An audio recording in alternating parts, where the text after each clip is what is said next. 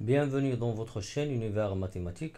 Dans cette vidéo, on va voir la correction d'un exercice sur le raisonnement par disjonction des cas, partie 2. Donc, pour la première question, on veut montrer que pour tout x un nombre réel, la racine de x carré plus 1 plus 1 demi facteur de x plus 1 est strictement supérieur à 0. Donc, ce qu'on remarque ici, c'est que la racine de x carré plus 1, elle est strictement positive. Bien sûr, on sait que quel que soit x un nombre réel, x au carré il est supérieur ou égal à 0. Ceci implique que quel que soit x un nombre réel, x carré plus 1 il est supérieur ou égal à 1 qui est bien sûr strictement positif. Ceci implique que pour tout x un nombre réel, la racine de x carré plus 1 est supérieure ou égale à la racine de 1. Bien sûr, la racine de 1 c'est 1 qui est strictement positif. Donc ceci implique que quel que soit x un nombre réel, la racine de x carré plus 1 est strictement positive. Donc pour le premier terme, elle est strictement positive. Reste le deuxième terme. C'est pour cela qu'on va étudier le signe de 1 demi x plus 1. Donc si on prend bien sûr le tableau de signe de x plus 1, on remarque que x plus 1 il s'annule en moins 1. Sur l'intervalle, sur l'ensemble R, il s'annule en moins 1. Il est positif à droite, négatif à gauche. Donc premièrement, on va tester le cas si x est un élément de moins 1 plus l'infini. Donc si x appartient à l'intervalle moins 1 plus l'infini, pourquoi on a commencé par ce premier intervalle? Parce que le x plus 1 dans cet intervalle, il est supérieur ou égal à 0, bien sûr, en entrant le moins 1 dans cet intervalle. Alors, bien sûr, si on prend x un élément de moins 1 plus l'infini, l'expression, la racine de x carré plus 1, on a déjà vu qu'il est strictement positif, plus 1 demi fois x plus 1 qui est aussi positif, ici strictement positif, ici supérieur ou égal à 0, donc la somme elle est strictement positive. Donc on remarque ici que pour tout x un élément de moins 1 plus l'infini, cette somme elle est strictement positive. Pour le deuxième cas, si on prend x un élément de moins l'infini moins 1, alors dans ce cas on va prendre la racine de x carré plus 1 plus 1 demi fois x plus 1. On remarque ici que la racine elle est positive. 1 demi x plus 1 d'après le tableau de signe elle est négative. Donc lorsqu'on a la somme de deux nombres réels de signes différents, bien sûr il faut déterminer le plus grand pour connaître le signe de cette somme. Et dans ce cas on va essayer d'utiliser le conjugué. Donc on va multiplier par le conjugué de la racine de x carré plus 1 plus 1 demi fois x plus 1.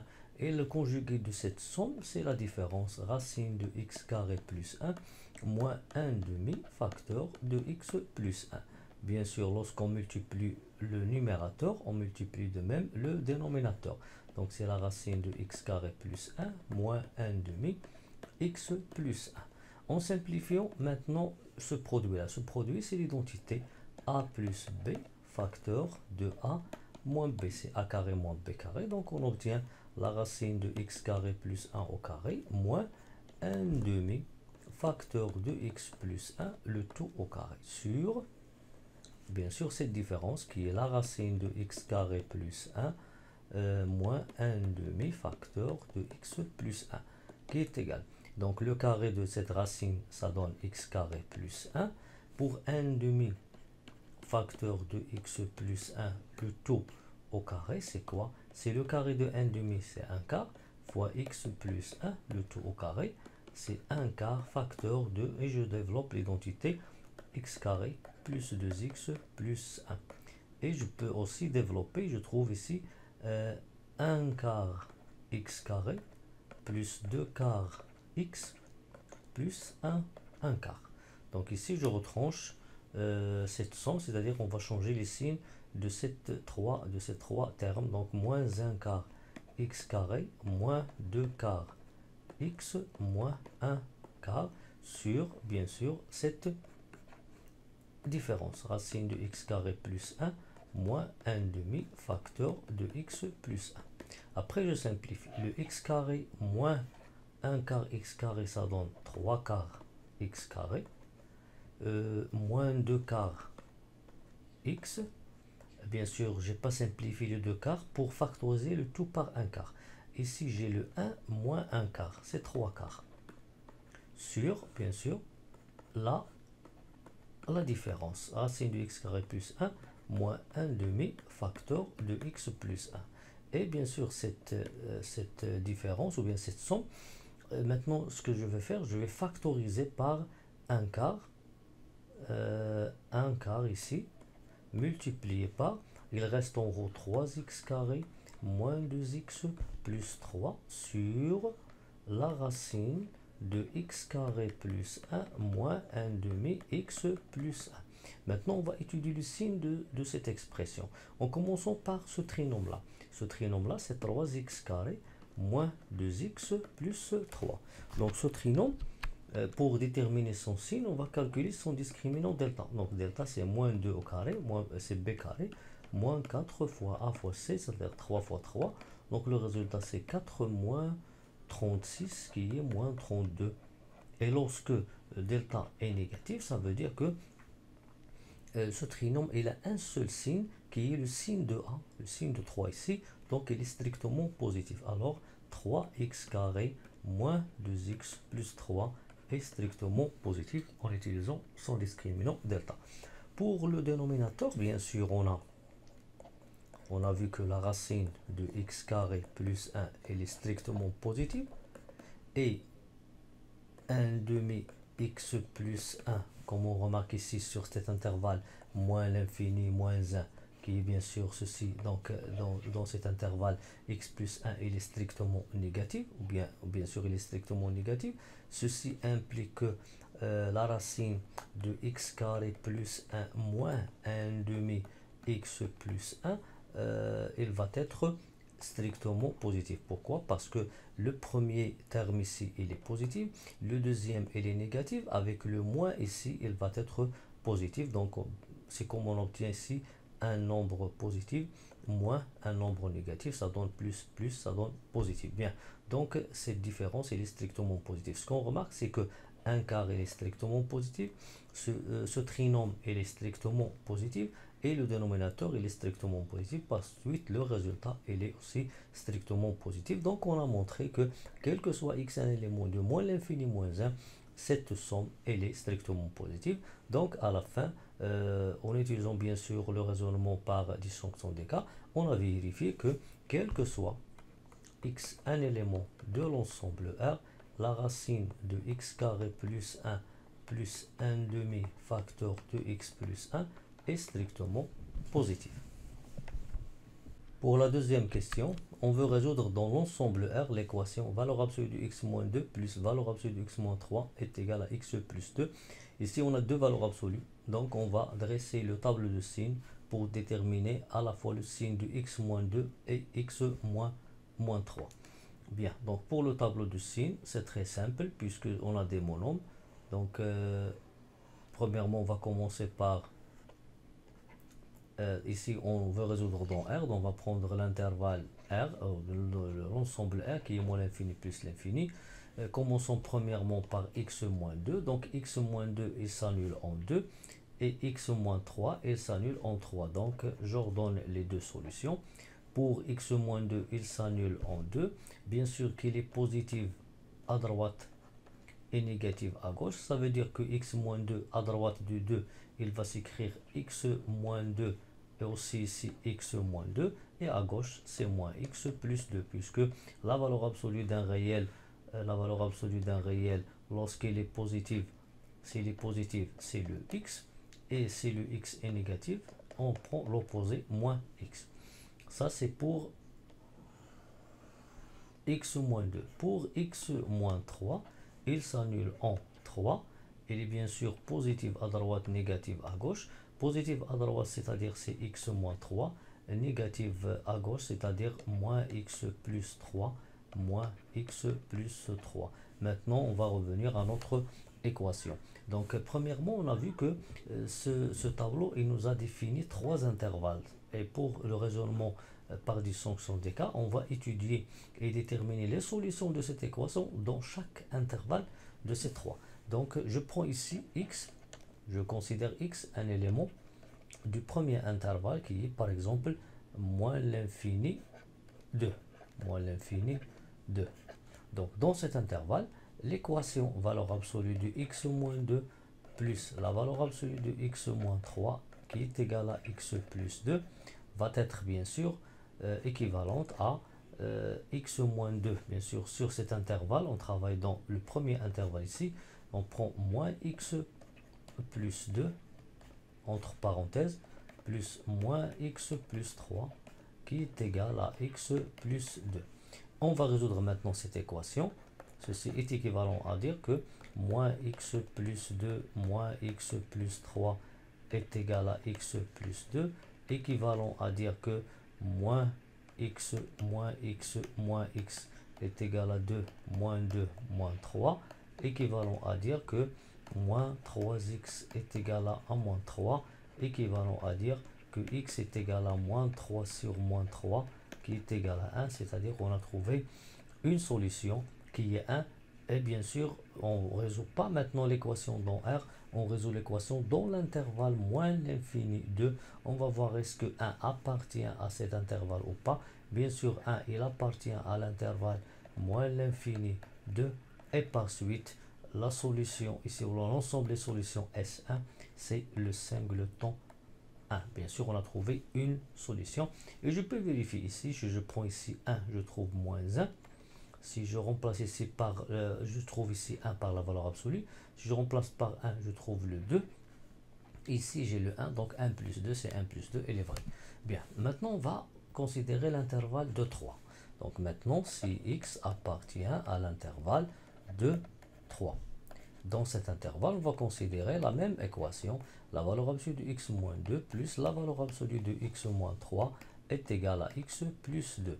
Ceci est équivalent à dire, donc x moins 2 dans cet intervalle entre 2 et 3, la valeur absolue de x moins 2, c'est x moins 2 elle-même, plus l'autre c'est moins x plus 3, qui est égal à x plus 2.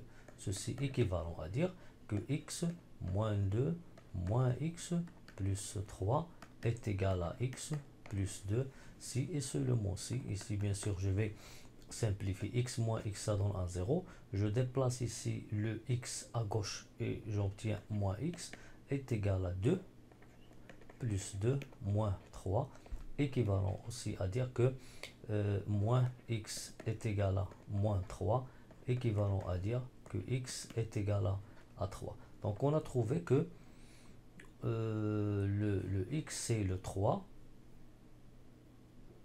Le 3, je remarque ici que 3 n'est pas une solution. On a fait une erreur ici. X moins 2, x moins 2 moins x plus 3 est égal à x plus 2. Donc x moins 2 moins x plus 3, x plus 2. Donc si j'obtiens 2 plus 2, ah oui, ici 2 plus 2 c'est 4, oui, 4 moins 3 c'est 1. 2 plus 2 ça donne 4, 4 moins 3 c'est 1, et j'obtiens x est égal à moins 1. Et le moins 1, on remarque qu'il n'appartient pas à cet intervalle. Bien sûr, on n'étudie pas maintenant dans R, mais on étudie dans l'intervalle de 3. Le moins 1 n'appartient pas à l'intervalle de 3, donc S2 est égal à l'ensemble vide. Maintenant, il reste l'intervalle 3 plus l'infini. Donc si maintenant x appartient à l'intervalle 3 plus l'infini, la valeur absolue de x moins 2 plus la valeur absolue de x moins 3 est égale à x plus 2. Dans ce cas, bien sûr, ou bien dans cet intervalle, on remarque que la première valeur absolue c'est x moins 2, la deuxième c'est x moins 3. Donc on écrit x moins 2 plus x moins 3 qui est égal à x plus 2, si et seulement si. Maintenant, je peux simplifier ici par le x et j'obtiens x égale à 2 plus 2 plus 3, si seulement si x est égal à 7. Et bien sûr, on va voir est-ce que 7 appartient à cet intervalle. Bien sûr, 7 c'est un élément de 3 plus l'infini. Donc, S3 est égal à le singleton 7. Bien, maintenant, on a pour résoudre cette équation, on a dressé le tableau de signes, on a trouvé trois intervalles et on a étudié bien sûr cette équation et on a déterminé ses solutions dans chaque intervalle. On a trouvé pour le premier 1, pour le deuxième l'ensemble vide, pour le troisième c'est 7. Alors S c'est quoi? C'est S1 union S2 union S3 et bien sûr on va prendre la paire 1, 7. Pour la troisième question, on veut résoudre dans l'ensemble R l'équation suivante, la racine de 5 moins x plus 3x moins 2 strictement positive. Donc, puisqu'on veut travailler dans R, cette inéquation, il a un domaine d'étude, donc on va le déterminer. Donc, cette expression existe, racine de 5 moins x, si seulement si 5 moins, bien je peux écrire ici x, un élément de D de E, le domaine d'étude. Si et seulement si 5 moins x est strictement est supérieur ou égal à 0, si seulement si moins x est supérieur à moins 5, si seulement si x est inférieur à 5, si et seulement si x appartient à moins l'infini 5. C'est-à-dire que cette expression il est définie que sur l'intervalle moins l'infini 5. Donc le domaine d'étude c'est moins l'infini 5. Bien. On veut maintenant résoudre cette équation dans R. Bien sûr, on va le résoudre dans l'intervalle moins l'infini 5. Donc ici, si j'écris bien sûr racine de 5 moins x plus 3 x moins 2 strictement positif, ceci est équivalent à dire que la racine de 5 moins x est supérieure strictement à 2 moins 3x. Bien sûr, ici on a une racine carrée, donc pour simplifier, je peux passer au carré, mais à condition que 2 moins 3x soit positif. Donc on va tester deux cas, si 2 moins 3x positif ou bien négatif, et c'est pour cela qu'on va donner le signe, le tableau de signe de 2 moins 3x. Donc lorsque je prends ici le tableau de signe de 2 moins 3x, x, 2 moins 3x, sur l'intervalle R, ou bien sur l'ensemble R, il s'annule en 2 tiers. Le tiers, bien sûr, si je prends 2 moins 3x ici, 2 moins 3x égale à 0, équivalent à dire que moins 3x égale à moins 2, donc x égale à 2 tiers. Donc il s'annule en 2 tiers, il est négatif à droite et positive à gauche. Bien. Maintenant, si, bien sûr, x appartient à cet intervalle-là, 2 tiers plus l'infini. On remarque que 2 moins 3x, elle est positive. Donc, si x appartient à l'intervalle 2 tiers plus l'infini, 2 tiers plus l'infini, 2 sur 3 plus l'infini, on a 2 moins 3x. D'après le tableau de signes, il est strictement négatif ou bien il est inférieur ou égal à 0. Donc, pour tout x, un élément de 2 tiers, bien sûr ici on a la racine carrée, elle est strictement, elle est positive, il est supérieur ou égal à 0 sur moins l'infini 5, et 2 moins 3x, elle est négative. Bien sûr, on sait que un nombre positif, il est toujours supérieur à un nombre négatif. Dans ce cas, cette expression elle est vérifiée sur l'intervalle 2 tiers plus l'infini. Mais nous, on étudie bien sûr on va voir la solution de cette équation dans l'intervalle moins l'infini 5. Alors dans ce cas, S1 est égal à quoi? Est égal à moins l'infini 5, c'est le domaine d'étude, inter le domaine ou bien l'intervalle qu'on a pris 2 tiers plus l'infini, ou bien sûr 2 moins 3x, il est négatif comme vous voyez ici. Et dans ce cas, on prend l'intersection, et l'intersection de ces deux ensembles, c'est bien sûr 2 tiers 5. 2 tiers 5. Bien, ça veut dire ici que pour tout x, un élément de 2 tiers 5, l'expression il est vérifiée, c'est-à-dire que la racine de 5 moins x plus 3x moins 2 elle est strictement positive. Pour l'autre cas, si x appartient à l'intervalle moins l'infini 2 sur 3, on a bien sûr la racine de 5 moins x, d'après l'équation, elle est supérieure à 2 moins 3x. Ici, la racine elle est positive. Et 2 moins 3x sur l'intervalle moins l'infini 2 tiers qu'on a pris ici, elle est positive.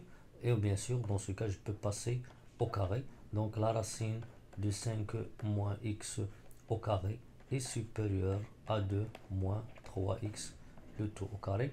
Donc maintenant, on développe.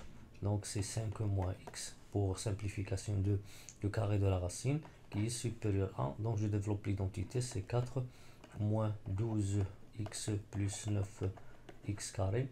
Si et seulement si, donc je déplace les termes, les trois termes qui se trouvent à gauche vers la droite. Donc on obtient moins 9x carré plus 12x moins x plus 5 moins 4 plus 5 moins 4 qui est positive, si et seulement si, moins 9x carré plus 11x plus 1 elle est positive. Bien, dans ce cas, on va essayer de prendre l'opposé. Et dans ce cas, si je prends l'opposé, je multiplie par moins. Donc le résultat, 9x carré moins 11x moins 1 est strictement négatif. Maintenant, on va voir le signe de ce trinôme, quand est-ce qu'il est négatif. Mais bien sûr, on va travailler dans l'intervalle moins l'infini 2 tiers. Et aussi, bien sûr, dans l'intervalle moins l'infini 5, puisque ça, c'est le domaine d'étude. Donc, pour déterminer le signe de ce trinôme, on calcule son discriminant delta. Donc, le delta, c'est quoi? C'est moins 11 au carré, moins 4 fois 9 fois moins 1. Donc, c'est 121 plus 36. Donc, c'est 157.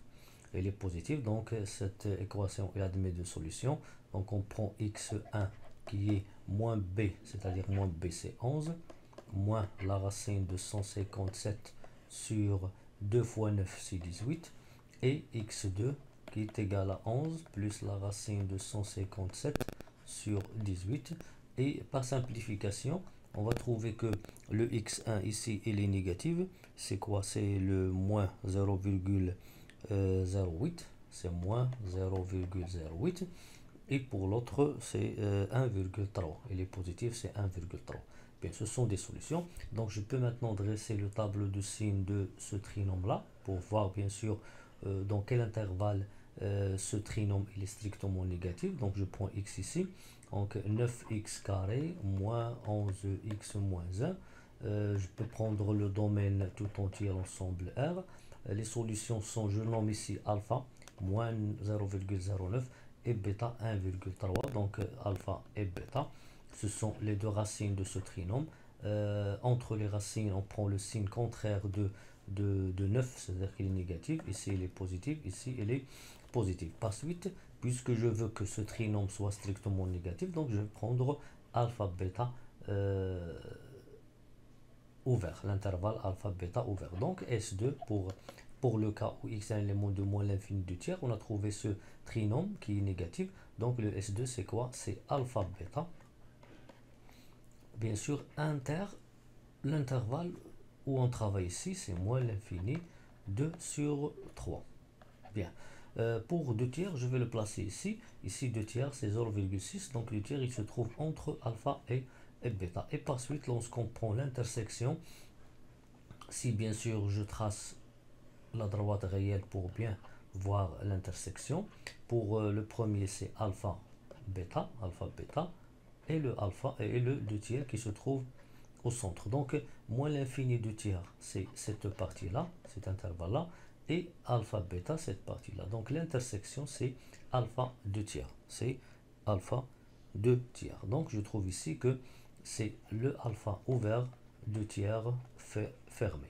Donc on a donc pour résoudre cette équation, on a bien sûr premièrement déterminé son domaine d'étude qui est moins l'infini 5. Et on a bien sûr premièrement essayé de voir, d'étudier selon le signe de 2 moins 3x. Quand est-ce qu'elle est, lorsqu'elle est négative, il est évident que la racine est supérieure de moins 3x. Donc on a pris l'intersection de cet intervalle qu'on a pris dans ce cas avec le domaine d'étude. On a trouvé 2 tiers 5. Ça c'est S1. Et pour l'autre cas, si x est un élément de moins l'infini 2 tiers, on a vu que les deux membres sont positifs, donc je peux passer au carré. On a trouvé un trinôme négatif, on a étudié, on a calculé le delta, voir les racines de ce trinôme, et on a étudié selon le tableau de signes, les signes de ce trinôme. On a vu qu'il est négatif entre les deux solutions alpha et bêta, et S2 c'est l'intersection de ces deux intervalles qui est alpha 2 tiers. Alors maintenant, l'ensemble des solutions, c'est S qui est S1 union S2 qui est égal à l'intervalle 2 tiers 5 union l'intervalle alpha 2 sur 3. Bien sûr ici 5, je crois qu'il est bien sûr il est fermé, 2 tiers, le alpha je crois qu'il est ouvert, qui est égal bien sûr à alpha 5 avec alpha c'est quoi? C'est 11 moins racine de 157 sur 18, 5. Et ça c'est l'ensemble des solutions de cette inéquation. Pour la quatrième question, on veut résoudre dans R l'équation 2x carré moins la valeur absolue de x moins 3 moins 18 égale à 0. Bien sûr, ici, cette équation, il comprend ici la valeur absolue. Donc, on va voir le signe de x moins 3. Donc, si je dresse le tableau de signes de ce monôme, x moins 3, on va voir que il s'annule en 3. Il est positif à droite, négatif à gauche. Donc, premièrement, on va voir, on va travailler dans l'intervalle 3 plus l'infini et aussi sur l'intervalle moins l'infini 3 pour faire disparaître la valeur absolue. Donc, si x appartient à, par exemple, 3 plus l'infini, on va prendre l'intervalle qui se trouve à droite. Alors, dans ce cas, x moins 3, il est positif. Ceci implique bien sûr que la valeur absolue de x moins 3 est égale à x moins 3. Donc l'équation 2x carré moins la valeur absolue de x moins 3 moins 18 égale à 0, équivalent à dire que 2x carré moins, entre parenthèses, x moins 3 moins 18 égale à 0, équivalent à dire que 2x carré moins x plus 3 moins 18 égale à 0, si et seulement si 2x carré moins x moins 15 égale à 0. Et on a obtenu ici une équation de deuxième degré. Donc on va calculer son discriminant delta. Donc delta c'est b carré qui est moins 1 au carré, moins 4 fois 2 fois moins 15. Donc qui est égal à 1 plus le moins fois le moins ça donne 1 plus 15 fois 2 c'est 30, 30 c'est fois 2 c'est 120, la somme c'est 121 et 121 c'est 11 carré. Alors cette équation il admet deux solutions, x1 et x2, ou bien je peux dire ici x prime, x prime. Bien, dans ce cas dans la première solution c'est moins b, c'est 1 plus la racine de 121 sur 2 fois 2 qui est égal à 4, donc c'est 1 plus 11 sur 4, donc c'est 12 sur 4 qui est égal à 3, et x2 qui est bien sûr 1 moins racine de 121 sur 2 fois 2 qui est égal à 1 moins 11 sur 4, donc c'est moins 10 sur 4 qui est égal à moins 5 demi. Donc cette équation, il a deuxième degré, il a donné deux solutions, moins 5 demi et 3. Mais nous, bien sûr, on ne résout pas cette équation dans l'ensemble R maintenant, mais on a pris l'intervalle 3 plus l'infini. Et remarque ici que 3, c'est un élément de 3 plus l'infini, mais moins 5 demi n'appartient pas à 3 plus l'infini. Donc, dans ce cas, S1 pour l'intervalle 3 plus l'infini, on a trouvé une seule solution, c'est bien sûr, on va écrire S1, c'est le singleton 3. On va travailler maintenant dans l'autre intervalle, moins l'infini 3. Donc, si x appartient à moins l'infini 3, dans ce cas, x moins 3 est négatif. Ceci implique que la valeur absolue de x moins 3 est égal à moins x plus 3. Donc pour l'équation, 2x carré moins la valeur absolue de x moins 3 moins 18 égale à 0, équivalent à dire que 2x carré moins, entre parenthèses, moins x plus 3 moins 18 égale à 0, équivalent à dire que 2x carré plus x moins 3 moins 18 égale à 0, équivalent à dire que 2x carré plus x moins 21 égale à 0. On a trouvé dans le cas où x est un élément de moins l'infini 3, une autre équation du deuxième degré. On va calculer son discriminant pour résoudre cette équation. Donc c'est b carré, c'est 1 au carré, moins 4 fois 2 fois moins 21. Donc il est égal à 1. Le moins par le moins, ça donne 1 plus. Donc 21 fois 8, ça donne 8, 16, 166, 168.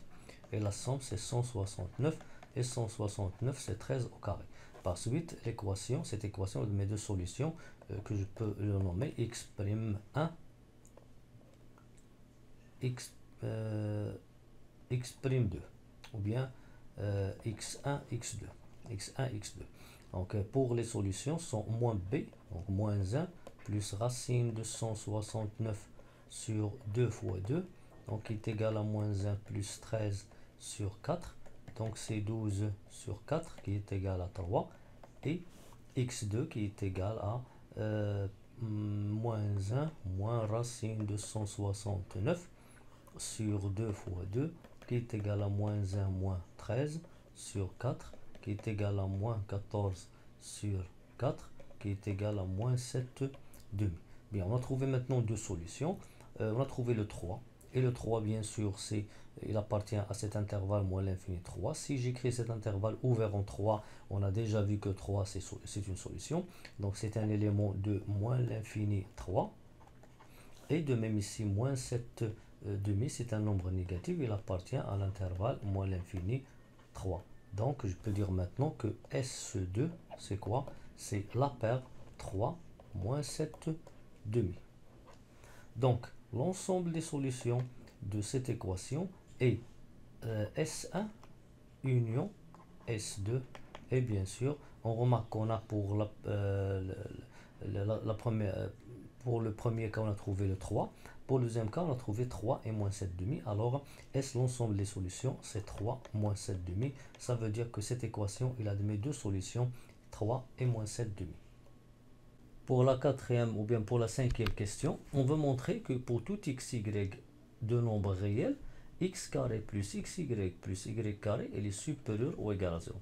Ce qu'on remarque pour cette somme, c'est que le x carré il est positif, le y carré il est positif. C'est-à-dire ici, on remarque que quel que soit x, un nombre réel, x carré il est positif, et de même, quel que soit y, un nombre réel, y carré il est positif. Ça veut dire que ces deux termes ils sont positifs sans savoir le signe de x et de y.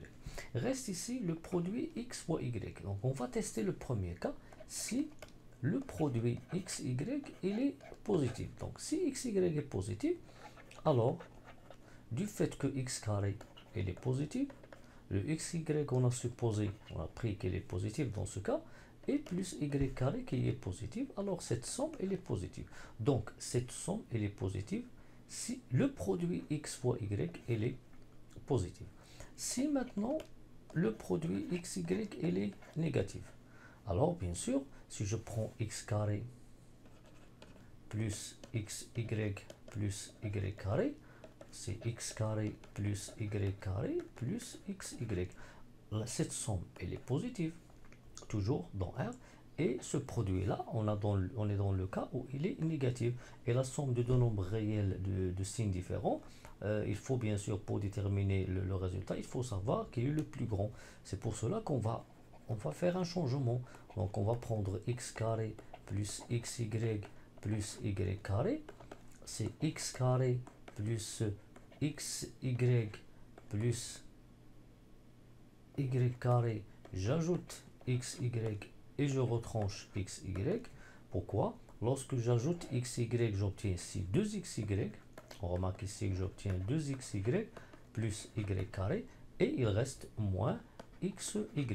Et le xy, puisqu'il est négatif, ça veut dire que le moins, puisque xy elle est négative, alors ceci est équivalent à dire que moins xy elle est positive, et on revient au signe positif. Donc, les trois premiers termes, ils nous définissent bien sûr l'identité remarquable x plus y, le tout au carré, moins xy. Donc, on a, quel que soit x un nombre, xy de nombre réel, quelconque, x plus y, le tout au carré, ça c'est un carré, il est positif. Et xy, il est négatif, on a déjà supposé dans ce cas qu'il est négatif, ça veut dire que moins xy, il est positif. Donc, x plus y, le tout au carré, moins xy, il est positif, puisque le premier terme il est positif, le deuxième il est positif. Alors la somme, elle est positive. Donc, cette différence ou bien ce résultat, c'est x carré plus xy plus y carré, il est positif. Donc, on a testé le premier cas. Si le produit x fois y est positif, on a trouvé que cette somme elle est positive. Et si le produit là il est négatif, alors cette somme est positive. Donc, on peut déduire maintenant que quel que soit x, y, deux nombres réels, la somme x carré plus xy plus y carré, elle est supérieure ou égale à 0.